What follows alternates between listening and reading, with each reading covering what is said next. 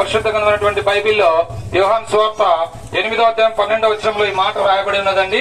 నేను లోకమునకు వెలుగును, నన్ను వెంబడించువాడు చీకటిలో నడవక జీవపు వెలుగులో నడుచునని దేవుని వాక్యంలో రాయబడింది. స్వయంగా యేసు ప్రభు వారు భూమి మీద సంచరించే దినాల్లో ఈ మాటలు చెప్తా ఉన్నాడు.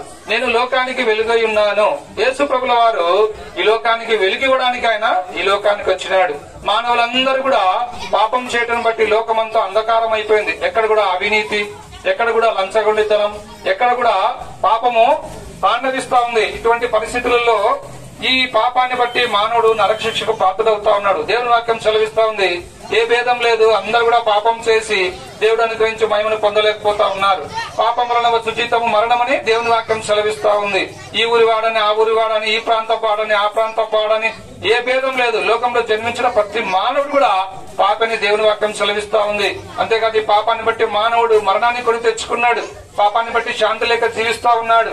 పాపాన్ని బట్టి మానవుడు స్వర్గరాజ్యం కోల్పోయినాడు, దేవునితో సంబంధం కోల్పోయినాడు. అయితే ప్రేమ కలిగినటువంటి దేవుడు మానవుని ప్రేమించి 2023 సంవత్సరముల క్రితం లోక రక్షకుడుగా ఈ లోకానికి వెలిగివ్వడానికి ఆయన ఈ లోకానికి దిగి వచ్చినాడు. ఆయన యేసు ప్రభు. యేసు అంటే రక్షకుడు, క్రీస్తు అనగా అభిషక్తుడు.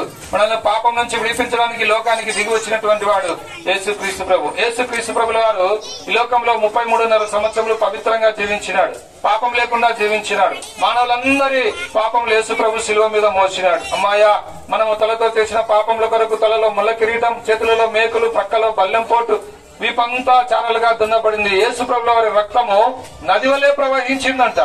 ఇదంతా కూడా యేసు ప్రభు ప్రేమ. ఇదంతా కూడా మానవునిపై దేవునికి ఉన్నటువంటి ప్రేమ. ఈ విధంగా యేసు ప్రభు మానవుని యొక్క పాపాన్ని అంతా కూడా సిలువలో మోసినాడు.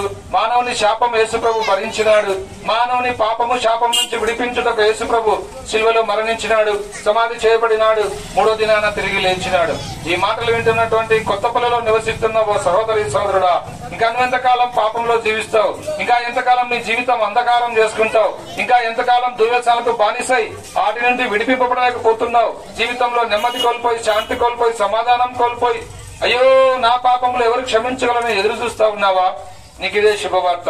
కొన్ని దినాల్లో ఈ సంవత్సరం ముగియబోతా ఉంది. నూతన సంవత్సరంలో ప్రవేశించబోతా ఉన్నావు. ఈ నూతన సంవత్సరంలో నీ జీవితాన్ని దేవుడు నూతనమైనటువంటి విధానంలో మార్చాలని ఇష్టపడుతూ ఉన్నాడు. నీ జీవితంలో వెలుగు ఇవ్వాలని ఇష్టపడుతున్నాడు. నీలో ఉన్న అంధకారాన్ని తీసివేయాలని ఇష్టపడుతూ ఉన్నాడు. ప్రియ సహోదరి సహోదరుడా, నువ్వు పాప క్షమాపణ పొందాలంటే, చీకట్ల నుంచి నువ్వు వెలుగులోకి నడిపింపబడాలంటే నువ్వేం చేయనవసరం లేదు, నువ్వు ఎక్కడికి వెళ్లాల్సిన అవసరం లేదు. నువ్వెక్కడున్నావు అక్కడ యేసు ప్రభువా, నేను పాపిని, నన్ను క్షమించు, నీ రక్తంతో నా పాపం కడుగునక చిన్న ప్రార్థన హృదయంలో చేసుకుంటే చాలు. యేసు రక్తం ప్రతి పాపం నుంచి నిన్ను కడిగి పవిత్రులుగా చేస్తుంది. నీ హృదయంలో శుద్ధి కాబడుతుంది. నీలో ఉన్న అంధకారం చీకటి త్రోసివేయబడుతుంది. నీ జీవితం వెలుగుమయమైపోతుంది. నీవు వెలుగులో నడుస్తావు. ప్రియ సోదరి సోదరుడా, అలాగ నువ్వు ఉండాలనేది దేవుని యొక్క సంకల్పం, అలాగ నువ్వు ఉండాలనేది దేవుని యొక్క చిత్తం. ఈ మాటలు వింటున్నటువంటి నీవు ఇప్పుడే యేసు ప్రభుని సొంత రక్షకునిగా అంగీకరించి పాపం నుంచి విడుదల పొందాలని ప్రేమతో మిమ్మల్ని ఆహ్వానిస్తా ఉన్నాం. ప్రభునేసందు విశ్వాసం ఉంచండి. అప్పుడు మీరు మీ ఇంటి వారిని గొప్ప ఆత్మరక్షణ, పాప క్షమాపణ, పరలోక రాజ్యం పొందగలరు. మీ కొరకు మేము ప్రార్థన చేస్తాం. ప్రేమగల మా ప్రభా, ఈ కొత్తపల్లిలో నివసిస్తున్న ప్రజలు మీరు ప్రేమించినందులకై వందనాలు. ఈ సాయంకాల సమయంలో జీవపు వెలుగు ఇవ్వడానికి మీరు ఈ లోకానికి వచ్చినారని, చీకటిలో ఉన్నటువంటి మానవునికి వెలిగివ్వడానికి లోకానికి వచ్చినారని ఈ ప్రజలందరూ కూడా విన్నారు. విన్నవారిలో మీ కార్యం చేయండి. మీ చిత్తంలో మీ ఏర్పాటులోని వారిని రక్షించుకోనండి. అయ్యా, ముందుకు వెళ్తున్నాం. మీ ఆత్మాభిషేకం అనుగ్రహించి మహిమ పొందవలసిందిగా యేసు నామమున ప్రార్థిస్తున్నాం మా తండ్రి. ఆమేన్.